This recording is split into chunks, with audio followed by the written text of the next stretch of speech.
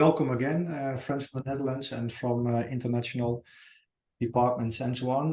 Welcome by the Train the Trainer podcast again. And the goal is to have conversations with insights and inspiration and tools for trainers in law enforcement, police, military, emergency medicine, and so on. And today we talk about a really interesting paper.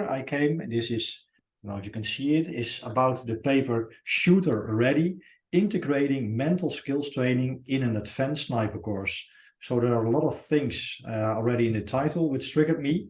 Shooter Ready, and then integrating mental skills training, because we all are busy with integrating mental training in our courses, in our educational programs for police and military. Also in Holland, for example, we are busy with it.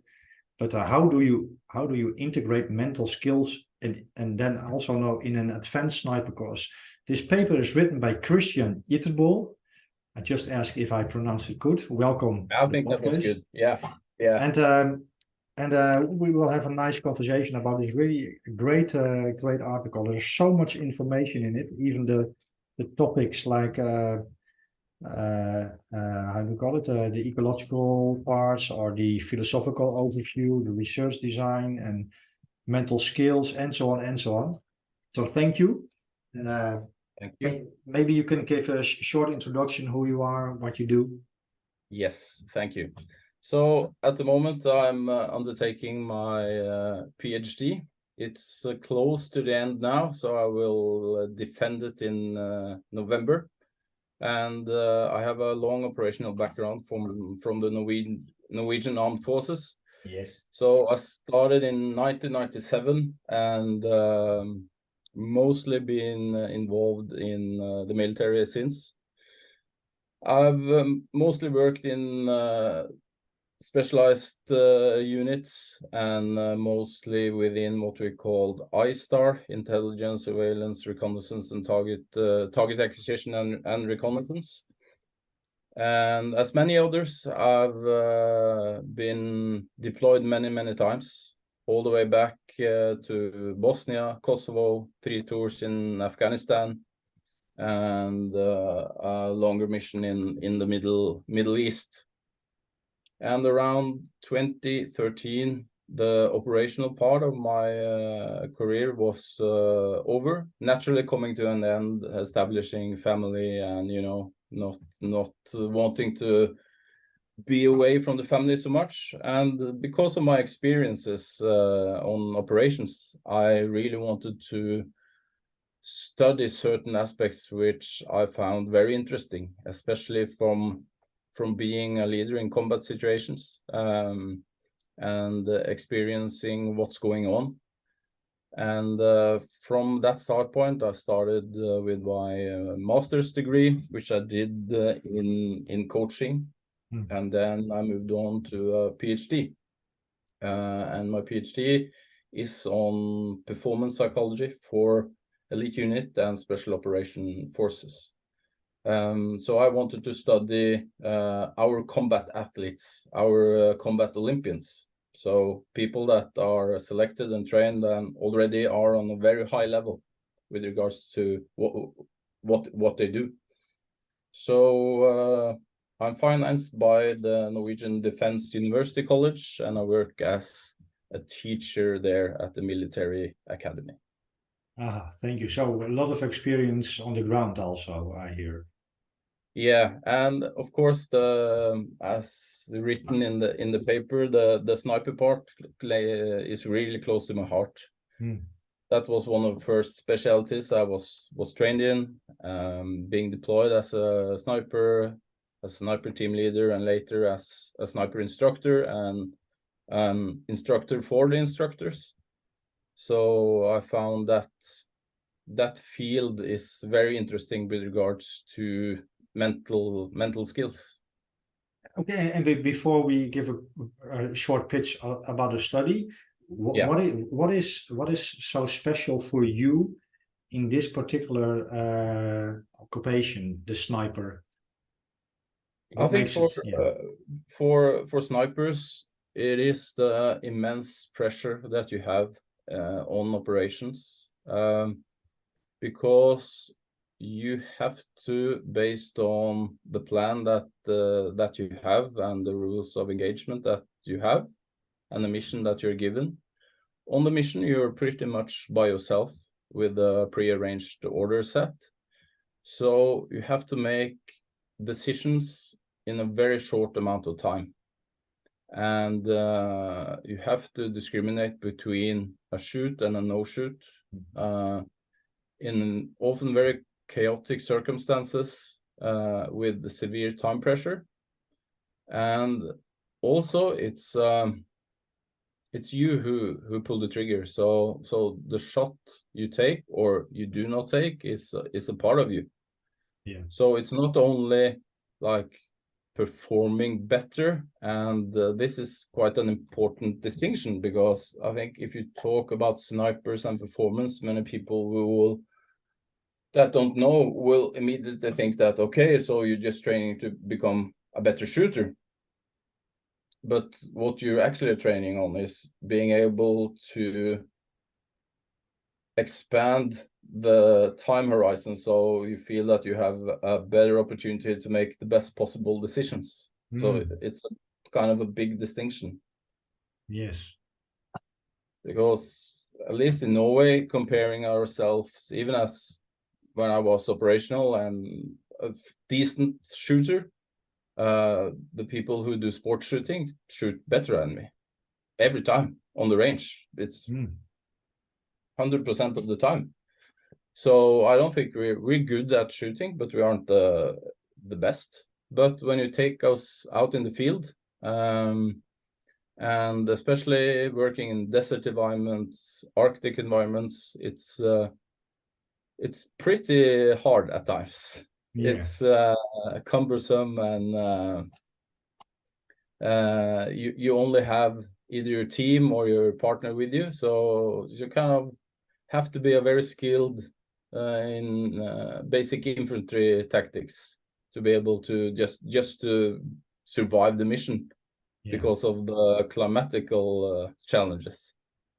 So there are a lot more challenges than just pulling a trigger and shooting the target. Yes, yeah, because that's the easy part. It's just motor skills. If you do it enough, you become good at it. So it's not that difficult. And of course, we shoot at ranges where you can make yourself comfortable to work on the motor skills. But the application of being a sniper, you have to be operational. That means that you're never in a perfect prone position. You know, so all these things, you have to accept the uncomfortable, and then you still have to perform. Yeah. So that's just that part of it. And then of course it's the part where you often find yourself outnumbered, alone, and you're our target to every one on the battlefield who are not interested in having you there. So there's also always a big risk involved being a sniper, I think. And there are so many questions running through my head. How do you learn to make decisions? How do you become an expert? Because you cannot train for it. But maybe we come to it. But in your paper, to make a kind preview, you also talk about the difference between snipers and SWAT. Yeah. So yeah. To help people understand, the reader who are not familiar with what a sniper does, we use the antecedents behavior and the decision model to show how different stages demand different behaviors. So for SWAT teams, you have a certain set of things that you need to do. With some antecedents, you have a certain behavior, and you have certain consequences, and the same for snipers. So what we see from that table is that for a sniper, usually you are in a more dynamic environment with more options. So that's kind of the biggest difference. And the time spent on operation is sometimes longer. depending on what type of work you do, the time for planning is really not always there, because either you're in an operation, you're in an area, and you have to move to a point where you can influence what's going on the battlefield, or something is going on and the commander needs eyes on the target, so then you're out, you just take your bag and you go, and then you adapt as you go through your infiltration phase. And also what I read in your paper is that as a SWAT team, for example, here in Holland, there are 8 or 10 guys, mostly guys. I don't know in internationally, but it is a group. But as a sniper, you just mentioned you are with 2. Yeah, the smallest, depending on what kind of operation you do, you normally go out as a team, and either you spread out, or you have a shooter and a spotter, and you have a cover team. Yeah. And often, if you want to maximize the effect of being the specialist you are as a sniper or a spotter, you bring with you people who can perform as a cover team, depending on what type of operations you are doing and where you are doing it. Yeah. Yeah. So it does that make up for different personalities and different training? If we just stay a little bit by SWAT teams versus sniper? Yeah. Yeah, I think it's of course no competition about who has the hardest job, but it's just to start out the article with, okay, so a sniper has a very difficult job, and this is one way of explaining what it entails as compared to SWAT teams. Yeah. And in the article, and another article you wrote, I got a feeling that you were also saying that you cannot just translate or copy mental skills training from one occupation to another. Yeah. Is that also the message from this table, that there has been written about, for example, SWAT teams, but you have to be careful to generalize it to? Yeah, I think that's one of kind of the biggest points, and we can maybe cover that a bit later, but yeah.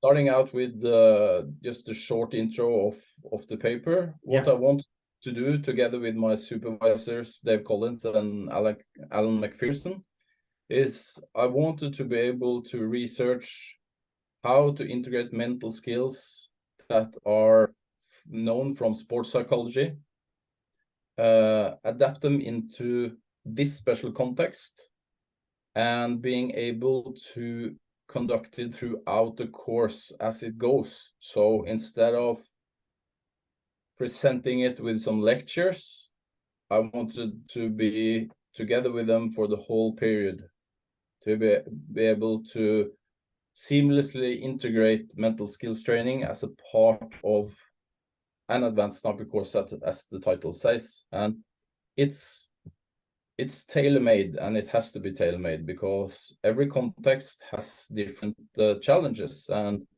we can maybe come back to that later, but what we call the case conceptualization, it's super important. So no, you can't take it directly from one context to another. You will miss something, and you will maybe not be able to present it in a way that gives the optimum impact. Yes. Okay, well, and can you give a short pitch about the study itself? So just for the overview, so what was the research question? How did you answer it, and maybe give just some results? Yeah, so the paper is an exploratory case study, which means that to understand a phenomena and what's going on, a case study is a really nice way of conducting research. In addition, I wanted to present a set plan of both psycho education and practical lessons to integrate with the snipers. And then I wanted to interview them at the end of the course with regards to how did they experience it. So that's one. Number two, at times the instructors are overlooked and their competence. So during the course, I did several group-based interviews with the instructors to be able to see if are there anything that they were noticing about differences in behavior from the mental skills training they were doing. So are there any observable things that's going on? Are you able to see it? Are there changes? And if there are changes, what type of changes? And lastly, in my 3-point research, I wanted to look at statistics. So are we able to measure any significant difference or no? So this course has been going on for quite a long time, and they have a lot of statistics in all these tests that they were doing. So if you look at, okay, what do the snipers experience, what do the instructors observe, and what does the statistical data give us? And then we're able to like have an opportunity to do a quite solid thematic analysis and look at, okay, so we did this, we put in these mental skills, we trained them in this and this fashion, what happened? Yes. Yeah. So, and can you explain further what the research design was and what the research question was and how you? Yeah, the research design is pretty straightforward. You take we chose to adapt certain mental skills that are already there, for instance, or not for instance, in fact, from pre-existing grounds, like I said, with breathwork, imagery, goal setting, self-talk, and relaxation protocols. So all of these constructs individually have a pretty good research base. So we already know that they have an effect. But the military is very under-researched with regard to, okay, how does it work in a practical context? Yes. And because of the difficult it is to be on an advanced sniper course, it's also an arena where you can research these constructs in an efficient and safe manner as well. So it's doable. It's within, okay, it's 7 weeks. So within this time frame, we're able to conduct an in-depth case study on what's going on when we implement certain mental skills and train the guys to do it. Yes. Yeah. So as a sniper myself, I know what, if I was starting out, what would I prefer to learn? So that was kind of the entry into it. And then we just went through and analyzed, okay, these are the skills, mental skills, this is the way we want to present them. I think that's an interesting and important point, because how do you present them is a very important aspect of it. Yes. It's not just, okay, so now we have lecture, this is goal setting, blah, blah, blah, good luck. Yeah. But you have to like, okay, what are the philosophical considerations, you know? And especially, I wanted them to become expertise equipped instead of just competence equipped, and that's a big difference. So can you explain that concept, the expertise versus competence? Yeah. So competence is you get competence by doing something, and in the classical logical sense of our school system, you read about something and you have a test, and then you get questions from the syllabus and you answer it, but they're not yours. It's just somebody else who wrote something. You need to remember it, and you parrot up these answers, and that's competence. Yes. So within a set frame, you're able to perform some competence about the subject. But becoming an expert demands a lot more, because an expert is, in the word, an expert, of course, but oftentimes they are also very adaptable. And then the philosophical kind of entry into this is important, especially with regards to professional judgment and decision making. So we worked on especially two major constructs from psychology, mainly experiential learning from David Kolb, and also self-efficacy from Bandura. So these are kind of the two major philosophical backgrounds for, okay, what do we want to teach and how do we want to teach it? And what does that mean? For trainers listening, So let's start with the experiential learning. Then you have like this worldview that as humans we learn all the time, we adapt all the time. So instead of thinking learning as something linear, you think of learning as a spiral. So when you start learning, you continue learning, and as you learn, the spiral grows. So as you move up in the spiral, you're able to see what you have done before in another context than when you were in it, meaning you have evolved in your learning, and learning never stops. So competence is more, okay, I know this, now I move on. But an expert or an expert learner or an adaptive expertise is about always being able to learn in the context you're in as you go, you know. So you have a bigger understanding of what's going on around you and able to perform better. So that's a really short explanation about experiential learning. There are some steps. I explained this in the article. There are some steps in experiential learning for the guys who are interested to read for themselves. And then you have a self-efficacy, which is also, you have to learn through exposure.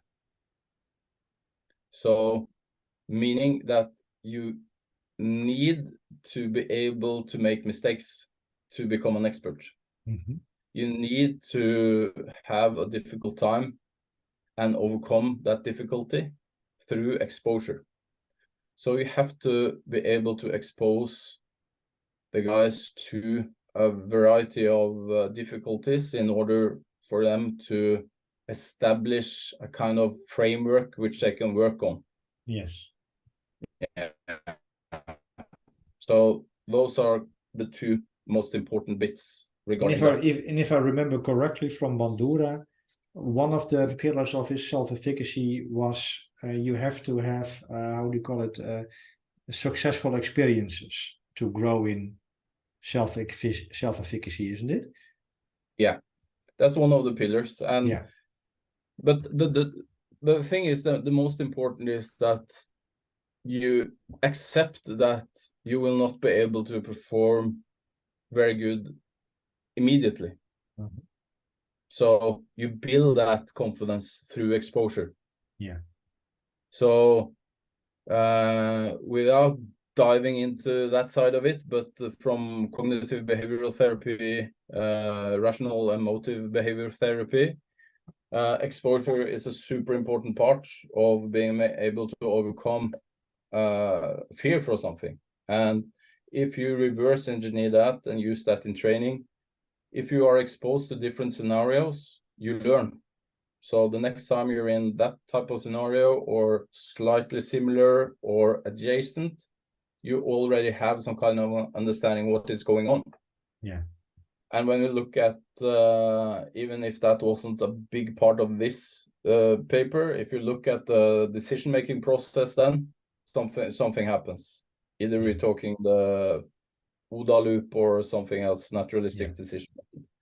So having kind of a philosophical overview of, okay, these are chosen methodologies we want to look at. These are the theoretical background that we have, and then we go into using mental skills which are from pre-existing ground. So the way I taught it was quite different than normal pedagogical approaches. So may I recap, and then because we have two minutes for this part, and then we'll make a nice split, and then I send you another link. So if I understand correctly, you study the mental skills during a 7-week sniper course, and the behaviors and so on, and compare it with the data from the tests, and you incorporate instructors with in this analysis. And the method you choose to deliver the training is also by experiential learning and by building their self-efficacy. Is that kind of that's the kind of structure of it. Yes. Okay. And we talked about, this is also very important, I think, the adaptive expertise that you mentioned. WART also, the adaptive solving problems and so on. Yes, and in the notes after this, I can share some articles that are really excellent.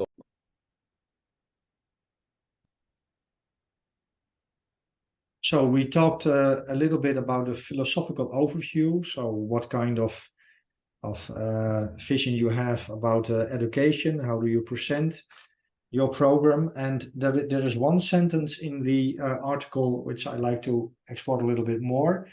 Is you talk about adaptive skill, developing expertise, and then you say, you write, in partnership with the training cadre, we sought to provide performance options rather than solutions. Can you unpack that a little bit? What is the meaning of this? Yeah, and with regards to being competence equipped, you get solutions.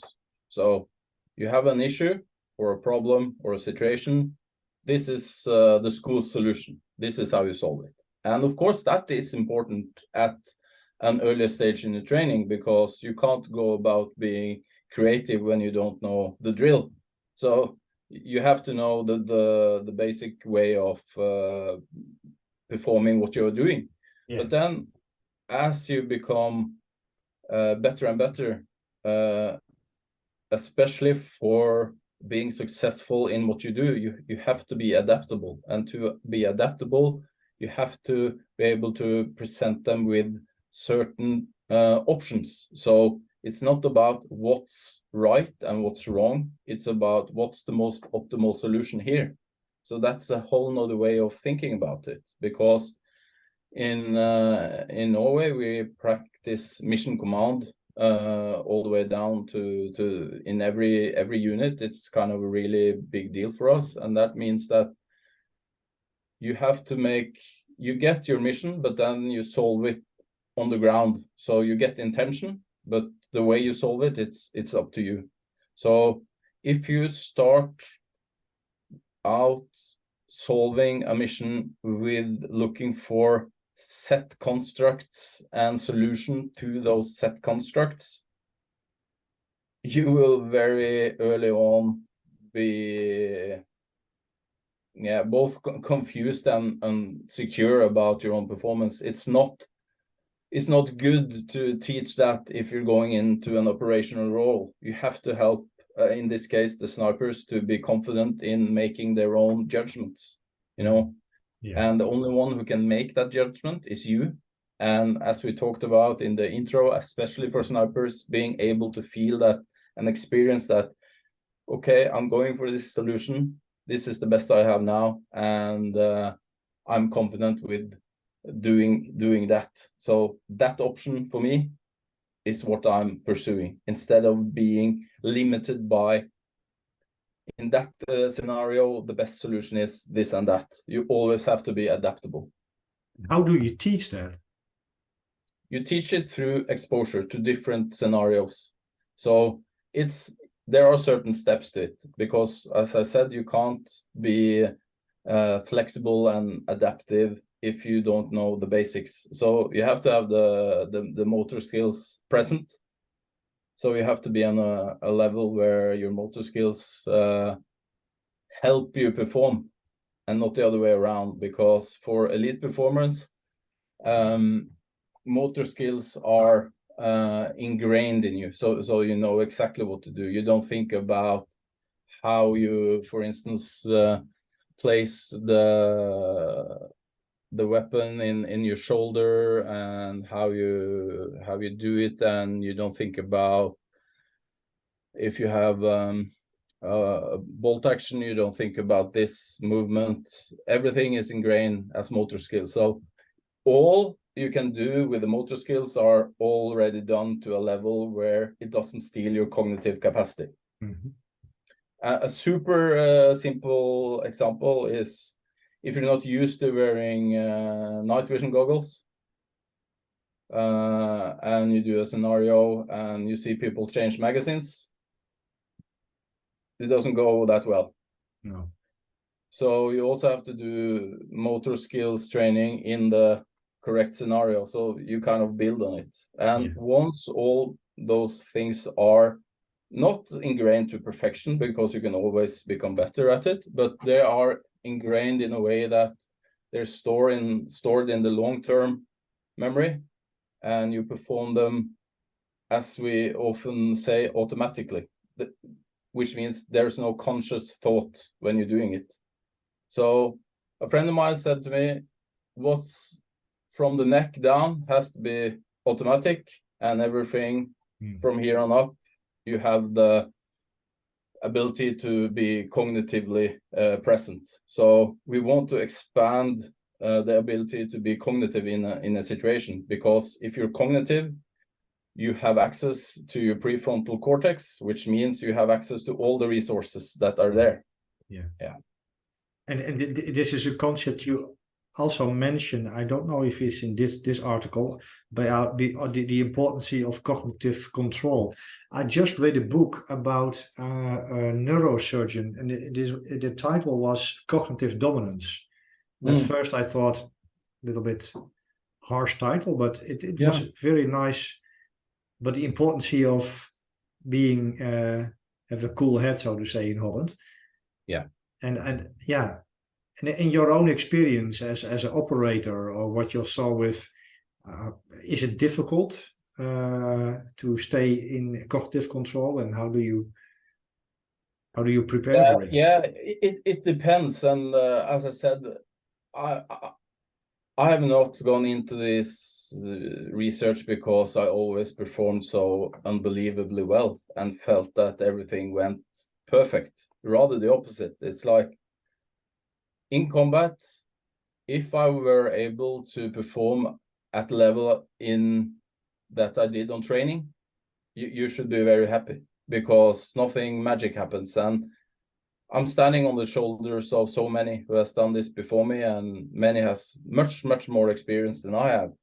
And it always comes down to the same thing, that the way we train are one-to-one with the way we perform when we are in combat. And of course, the difference between an athlete and a military soldier, operator, or law enforcement, or medic, or anyone, or a surgeon standing there, is that it's happening. It's happening right now, and the consequence is loss of lives.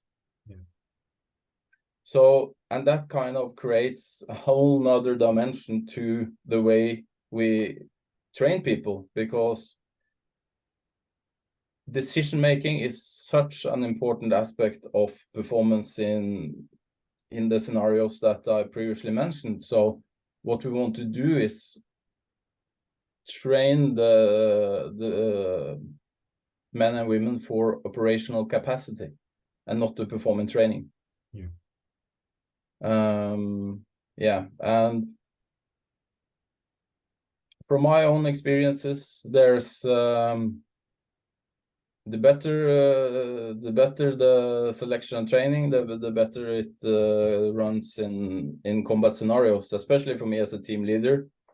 You don't have to think about what the guys are doing. They're doing it automatically based on the immediate action drills that we have. So their skill level buys me as a leader time to make the best tactical decision I can, knowing that even the best tactical decisions don't always make sure all the guys come home. You know, and that's the real difficulty in this profession. You know, it's and can you prepare for that? I will frame it another way. What percentage can you prepare men and women for this in training? Because it's also in law enforcement, of course, and also in medicine. But in training, most of the time you are not you're not killed, or you don't lose a limb. And is it, how can you approach it in training? I believe that you can prepare men and women for extreme scenarios through training, and our experience shows that. And I think the veterans or other people who are listening, they will agree that yeah, the training we do is good, and that is because you have trained and practiced so many times that many of the things that are difficult for lesser trained individuals are second nature to you. So then you're able to perform, and you're able to be cognitive, and you're able to have a control over your own emotional state. At the same time, there's no like you do this and then this happens. It's not like that. So of course, being exposed to with my team, especially on the last tour I did in 2009 and 2010 in Afghanistan, we also learn after many times being in combat. So experience it for the first time was very different than time number 15, for instance, because once you get your team into it and you perform well in maybe the first times in combat, you increase your confidence, and you know that, okay, I'm able to do it. So I think there's always this super difficult threshold about, okay, what happens the first time. Okay, so that was about finding solutions, being adaptable, and this was your approach to training. There is a lot more in your approach to training. Yeah? Also how you make a coalition with the instructor cadre. And but is it okay to move on to the mental skill techniques you choose, and let's see. And before we start, I sometimes have a little bit trouble with what a mental skill is, because, for example, breathing, is breathing a mental skill, or is it a and it looks like semantics, but for example, in emergency medicine, we do a lot with so-called non-technical skills, crisis resource management. But sometimes it seems, are it mental skills or are it social skills? And what is mental? So maybe a little bit nerdy, but what is mental about the mental skills? And then maybe we can just walk through the list you did. What is mental skills for you? Mental skills for me is learning a set or a certain method that either is a skill that can be conducted online, which means it's in the situation, or it's offline, like a certain meditation skill. And these mental skills will support me in my performance. So it's not the be all or end all. And You have to remember, I believe that these skills are also organically developed. So, for instance, imagery, it's natural to humans. Yeah. But there's a big difference in doing them randomly and doing them systematically. And the difference maybe between different skill levels is the ability to be consistent about them. So you know where you start, you know where you end, and then it becomes a skill and not just something that happens organically. Yeah. So they support your performance. Yeah, they support your performance, and they're super individual. So I can't say that, okay, the best mental skill to use that you always should do is imagery. It depends. Some people love it, other people don't, and that's okay. So they're there to help you enhance your own performance. They're not there to be done because they are mental skills. And that's why we chose to implement what we call a deck of cards approach, which is a construct that Dave Collins has come up with. And a deck of cards means that you have to be flexible about it. So we decided to teach the guys some kind of goal setting, which everybody knows. It's nothing particular special about that. Diaphragmatic breathing protocols, imagery, self-talk, and relaxation protocols. And all these are from pre-existing grounds, means that either together or for themselves, they've been researched to quite a large extent in different scenarios. And of all the papers I've been able to research and look at, they all have a positive effect. But what is kind of novel and unique for this paper is that we do them all together. And we're quite, how do you say, we're quite pragmatic about it. So, okay, these are the skills. So I started out with presenting them in a way in a classroom setting, like, okay, this is goal setting. Why is goal setting? Why can goal setting work? So it's the choice of words as well. It's not like, this is goal setting, this is a must, you have to do this, but it's like, okay, this is a tool, it's goal setting. And what it can assist you in is having focus on what you need to focus on. And it can help you maintaining that focus over either a short period or a long period of time. It's not about manifestation or the secret or the universe who kind of gives you stuff. But this is it. It's a skill. It's this is the way to do it. Now, how do you like it? Do you want to try to do goal setting? For instance, tomorrow you're doing this and these scenarios, these and these tests. Are there any tests that you're uncertain of? Yes. Okay. Let's look at that. How can you prepare? What is the desired outcome that you want? Or do you want to focus on the result? Or do you want to focus on the process? So we weren't explicit about, okay, the best way is to think outcome solution. Okay. Somebody likes results.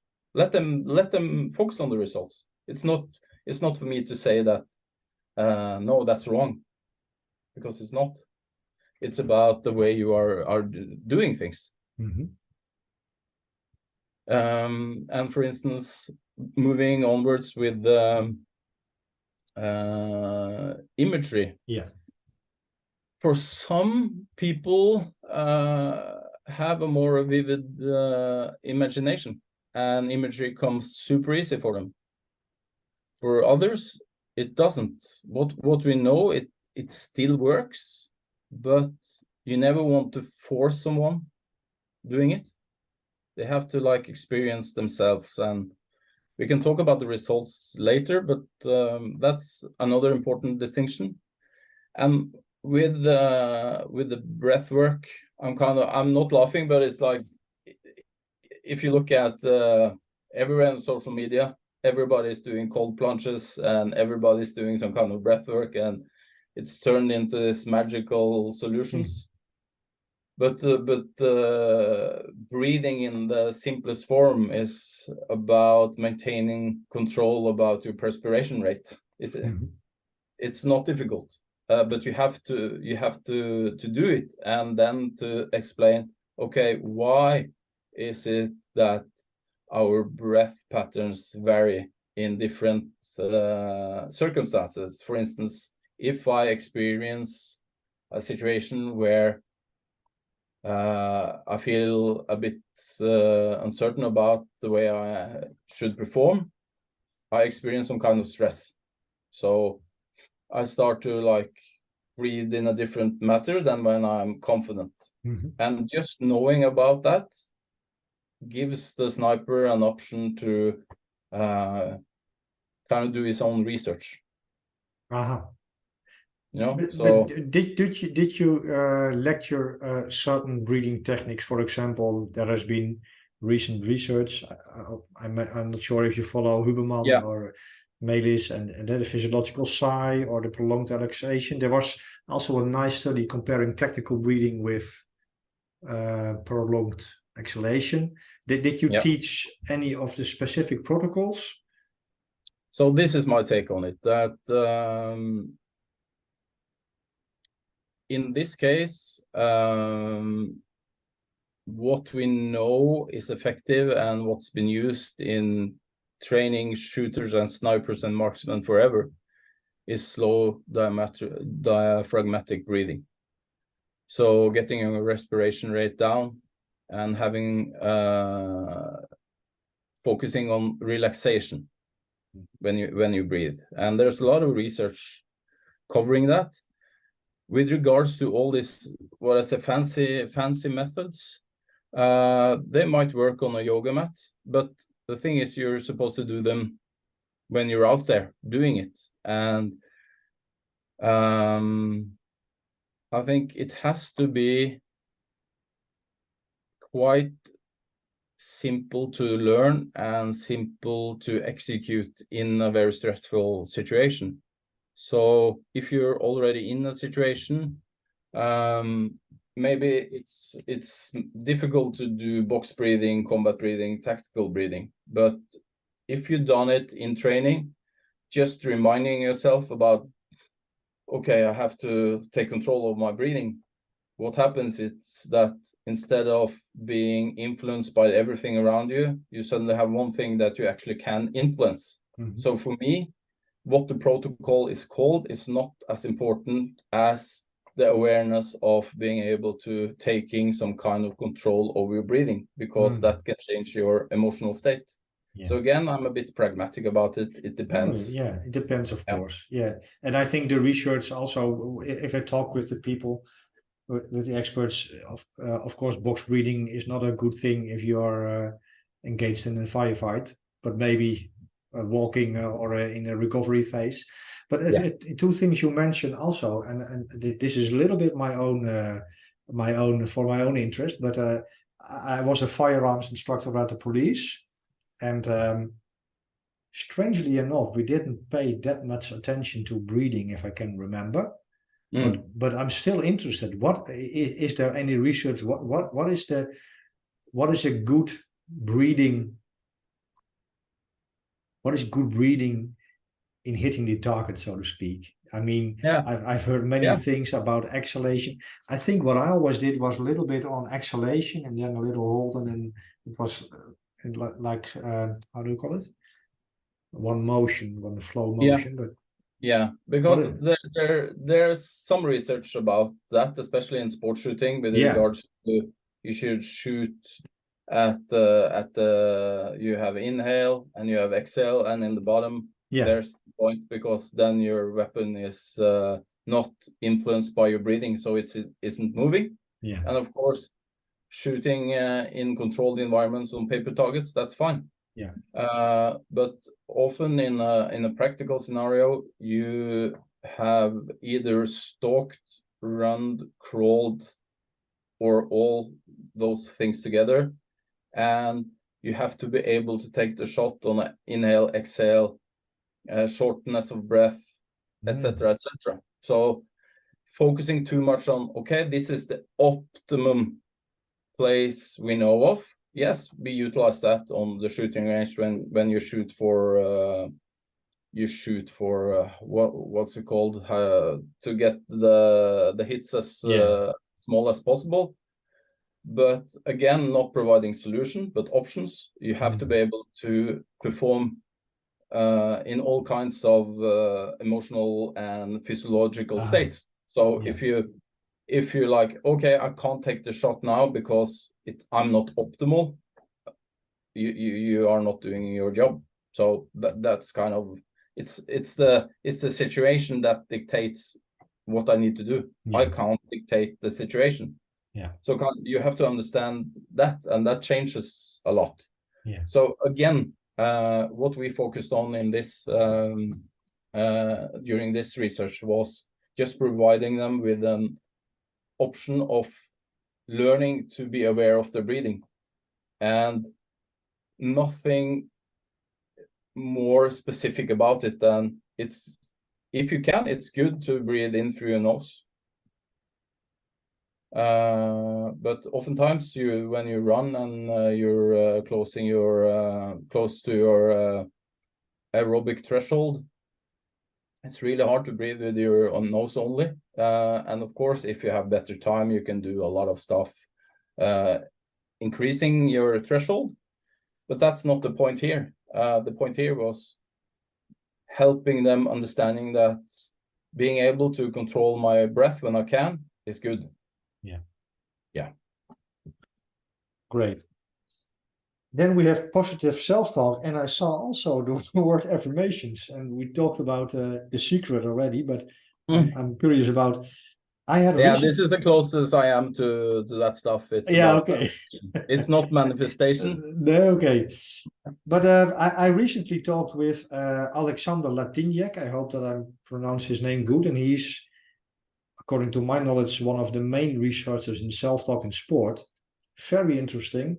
And we talked about positive self-talk, and he asked me the question, what is positive about positive self-talk? Is it that you're saying something positives? Or is it a positive result? So because you can also say something positive with a bad result. Well, what is positive self-talk for you, and what are affirmations? With regards to that, I mostly use the term constructive self-talk, not positive, but because of the research out there and the need to place it somewhere, it became positive self-talk, because that is what the literature talk about. But everybody has a mind chatter. And I'm no expert on either of these skills, but the wholeness of them. But self-talk can either promote performance, or it can degrade performance. And especially for these guys who have super long days, many tests, the confidence aspect goes like this. So you can be super confident and perform well, and on the next evaluation, you fail. And then the next day you have to do them all over again. And then things like self-talk actually matters, because how are you able to forget the test you did and refocus again? And there's, for me, that's where self-talk come in, because if you start with experience a suboptimal physical state, you feel the jitters in your stomach, you feel all dry in the mouth, and all these natural occurrences that happen. It's not about it's wrong to experience them, but if you aren't aware, your self-talk can go into like catastrophic mode, and like, shit, I'm so nervous, I'm not ready, I failed yesterday, I will fail today. And the monkey sits there and talks to you. So just helping the guys being, again, aware of do you notice the way you speak to yourself? What's your thought patterns going into something that you're unsure of? And everybody was like, yeah, not optimum maybe. So then just helping them understanding that being able to change the perspective, the way they talk to themselves, from being I can't do this to what can you focus on? Okay, I can focus on my preparations. Okay, then you commit to that instead of committing to the catastrophic thoughts that may or may not occur. And the beauty of this is when you start combining it, it starts to become a pretty decent tool for you. So based on the results, of course, what came out was especially being able to do some kind of breathing, self-talk, and imagery worked really well for most of them. Like, okay. And not doing it individually, but putting it all together, because then it becomes, you have more options to help you influence your own emotional state. Yeah. Yeah. So that's kind of it. And with regards to the affirmations, it's a bit cliche, but it for some it works. It's like, okay, I can do this. Yeah. It doesn't have to be anything more magical than that. Instead of saying I suck, you can change the perspective and you can start saying I have the skills to perform good enough on this test. Yeah. I am good enough. And So, then you take away some of the mind chatter that can influence your performance in a negative way. Yeah. So with regard to the self-talk, you use a kind of changing perspective. Yeah, that's focus kind of the on, most important part for me. Yeah. Yeah. Because now in performance psychology, you see a kind of the second wave was about cognitive behavioral therapy and RED and so on. Now there is a lot of acceptance commitment therapy, mostly also from Scandinavia. A lot of research where it is more about accepting the thoughts and diffusing from it. But this is also a nice intervention. Yeah. And then because in that situation, you don't have the time to accept it so much. Because then you also will, from my point of view, it's not perhaps not the most efficient intervention you can do for yourself in the situation. In the online situation, you mean? Yeah. It maybe it takes a longer time to establish a good skill base on that. Yeah. So in this paper, in this situation, we had to use things that are, if the guys didn't experience them as valuable, it would be very hard to help them do them. They will just say, I don't want to do this. I just want to focus on the course. Because having snipers conducting this course again, it's so demanding that if you bring in yet another thing to learn, it will just add on the cognitive stress. So it will decrease performance instead of enhancing it. And that goes into the case conceptualization done, like from my own experience. I know that, okay, I can't put too much into this. It has to be super simple, very easy to understand, and it has to be available for them immediately. I would love to talk also later on maybe about the offline online part, but because I can imagine that when I'm training with people, and also myself, for example, I use meditation, but of course not if I'm in a competition. So then there is a lot, because we have 5 minutes left for this part. Then the last skill you mentioned is relaxation protocols.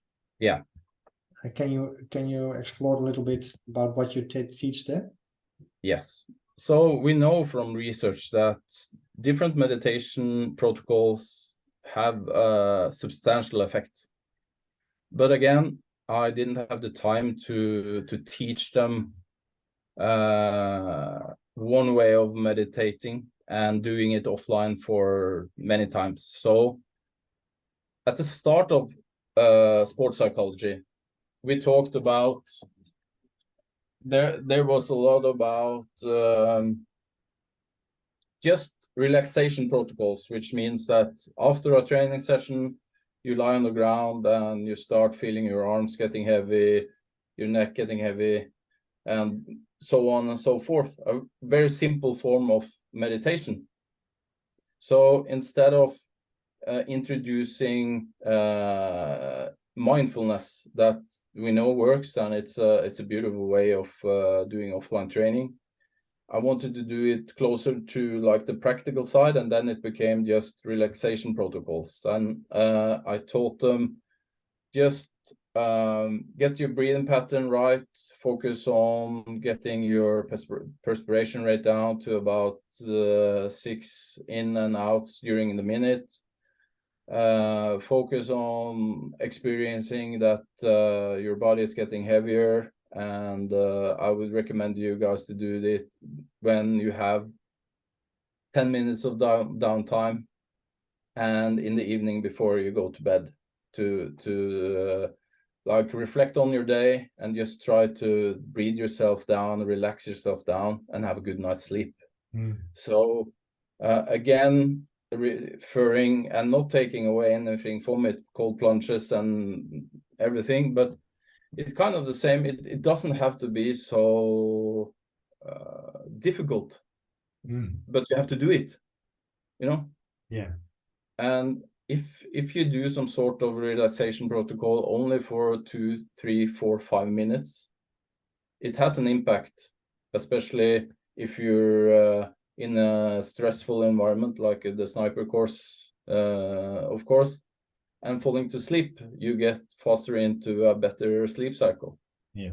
So that's kind of my way into this method. Yeah.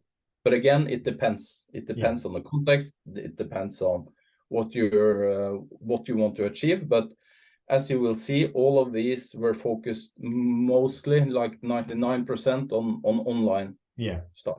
Yeah. So and maybe for listeners, online and offline, what we mean is online is you are in the operational situation, or you're in the situation where you have to perform, and offline is, well, in your preparation, your free time, whatever. That's the distinction. Yeah. Okay, great. So we have summed up the mental skills. We talked about what mental skills are, what the purpose is, and if I'm correct, your main points here for trainers.